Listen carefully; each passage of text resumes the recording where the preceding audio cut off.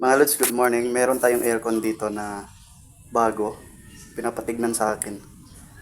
Trinay ko siya. Tinay kong isaksak, nakakatakot pa rin. Parang crusher talaga. Marble crusher or ice crusher.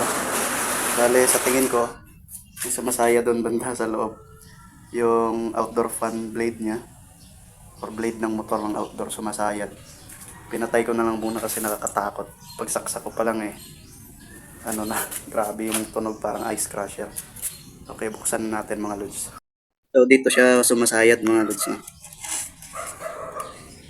Dito. Dito. Tsaka ito. So hindi ko alam ba't sumayad yan. Siguro yumuko siya papunta dun sa likod. Kailangan iangat. Siguro lalagyan ko ng flat washer dito. Kasi medyo mahirap maglagay dito. Dito. Lagyan ko ng flat washer para medyo tumingala siya. Sumasayad kasi Yun. Ganon yung tunog niya. Nakakatakot. Yan. Yan. Sumasayad siya doon. Yun.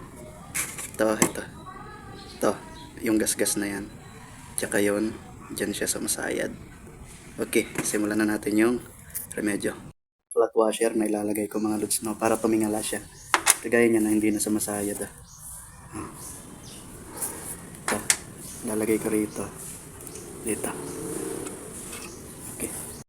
So, okay na siya. Nandito na nailigay ko na. Ganon din sa kabila. So, try natin iikot. Yan. Hindi na siya sumasabit doon. No? Smooth na. Wala nang sabit. Walang sayad. Testing na. Ayan na mga lods. Maandar na. Hindi na siya sumasayad. Hindi na siya sumasayad mga lods. Okay na to. Bye bye.